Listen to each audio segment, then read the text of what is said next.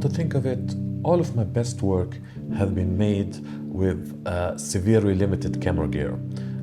Let's talk about it.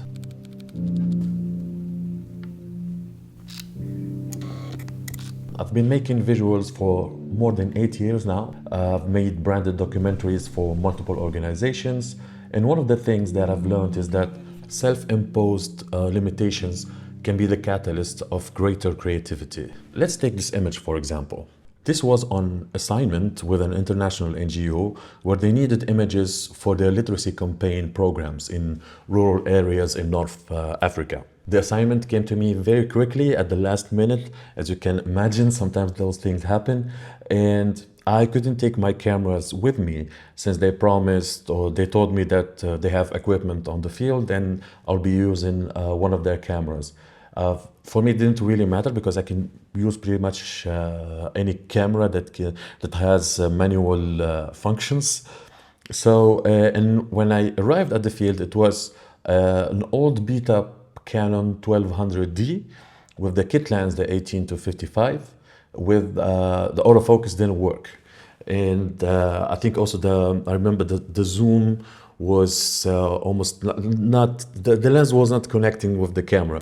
So all of my images were like at 18 millimeter, I think, and f3.5, something like that. But thankfully it was in harsh midday summertime, so no low light, no problem. So what to do with a camera that doesn't have any autofocus and a broken lens with a fixed aperture and a fixed zoom, and the camera doesn't have any, those modern features of focus peaking and all of those things. I've been training myself for a large number of years to be extremely limited in my camera equipment. So for me, it was a fun challenge to take head on. But at the same time, there's a lot of things at stake and you are being paid for this. So as you can see from the photograph, what we wanted to show is a quite of mixed feelings, that the project was tackling. The parental control, how girls are not encouraged as much as boys to continue their studies. In those areas, most girls at the age of 8 or 10, they get taken out of school and they are forced to, work as housemates or, whatever in the capital. So it was a quite of very delicate situation to be in. And we wanted also to show the resilience of these, young people. So as you can see in the image, I was waiting for the perfect angle where the sun was hitting the book she was holding at the correct angle, so that when the sun hits a white paper, it reflects and bounces off, but quite softly. And that, light on her face, it will make her stand out even more in the image, since as documentary photographers, we don't shoot at f1.4, all the time, maybe, at 2%. And her uncles were sitting next to her, and there were like some heated discussions, etc. But I chose this image because you can see that she's tuning out the external world and she's choosing to, read the book, which that's why that image, it was printed, it was shared in the donor reports, etc., etc. So it did the job that I was asked to do. So what truly matters here? There are three main things. The first thing is the process. When you force obstacles in your path, it pushes you to see the bigger picture. It may seem annoying, but it activates, the problem-solving, creative brain in your head. And problem solving is all we do. You don't get handed a perfect situation every time. That almost never happens. So when you force yourself into living those kind of experiences, it will allow you to see, the composition that you might have ignored otherwise. Being fixed, forced to a fixed focal length and a fixed aperture, with a camera doesn't have any, leg room or whatever. The limitations will happen whether we want it or not. Either it's the timing issue or the budget, or the access issue. But the more we forcefully train ourselves to embrace the limitations, the more we make the most out of it. And that way, I mean, when things get out of hands, we won't be greatly, displeased. I mean, we're professionals after all, right? Also, the second thing is the slowness of the whole thing. Rushed, shutter clicks. I've seen the newer cameras; they have like 20 FPS or 30 FPS, and I've never used more than 5 or I think even 10 when I used to have Sony cameras. So those rushed shutter clicks. I mean, if you're not shooting, sports, if you're doing, street or documentary photography and stuff, so you have to take the time to read the scene and understand what exactly your camera is saying in the image. I mean, that's storytelling in photography 101. I mean, you have the light and you have the composition and you have to read the scene and the frame that you want to capture. What is it saying? That's where you should be focused on, not fiddling with the lenses and fiddling with the settings all the time.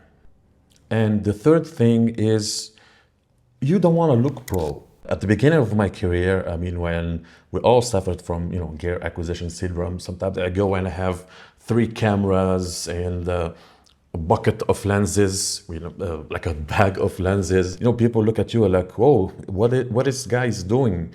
Is he a war photographer? I mean, this must be a bigger deal. So the whole atmosphere around you changes and people start to interact with you more and start to notice you even more. But your job is to capture the truthfulness of the scene. So you can't really temper with it. Because this is not like a fashion shoot or a commercial shoot where you can have the biggest lights you can have. You have the model that you can make millimeter adjustments to their poses. For this kind of work is completely different. So I appreciate and I love when the cameras I use make me look more amateur in a sense. Nobody will take a guy using like a small Ricoh or like a small Fuji very seriously. You will look like this is like a lost tourist or something. This is why also I never put the camera. I mean, I don't use the viewfinder. I always shoot from discrete angles, and it also helps to be quite big so that the camera in front of you doesn't look that much important. Best practice that you can have in documentary work is being able to read the scene, blend with it and not cause distraction, and be able to preconceive an image in your head and capture it through your lens. And this is not easy to do. I'm no master of it. I mean, only like a handful of photographers in the whole wide world that are amazing at this, and it requires a lot of practice. And one of the great practices that you can do is self-imposed limitations. Like for your next shoot, I challenge you to only use like a 16 millimeter lens or only use like a 90 millimeter lens. But go with a preconceived idea of what we want to capture. What's the theme of your photographs? Don't just go on the street, try to making beautiful pictures. I think if that's what you're into, I mean, it's fine. I've did that for a couple of years as practice, so that I can adjust my eyes. Like I know, like, oh, this is 28, this is 50, or this is 135. But if you want to elevate the quality of your work, this is the beauty of documentary photography, is that you can delve deep in subjects. And some projects can take years, some projects can take a couple of days. So it's up to you on what you want to work on.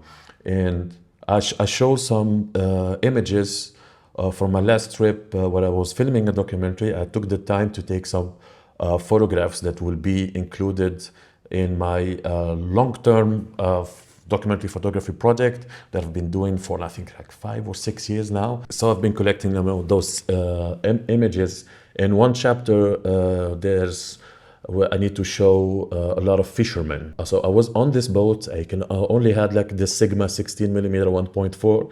I was shooting at f8 most of the time. I wanted to have, because when you use the same camera and the same lens, especially the same lens, you will create like a cohesive look throughout your images.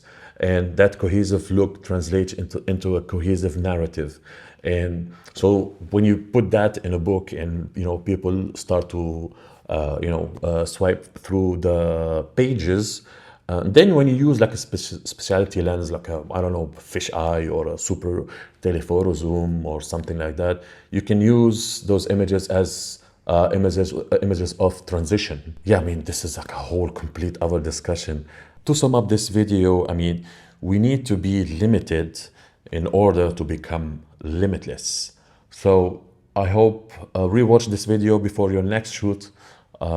Tell me, about your adventures, about the time that you used, I don't know, like a 85mm lens for the first time, only it, to capture a whole story.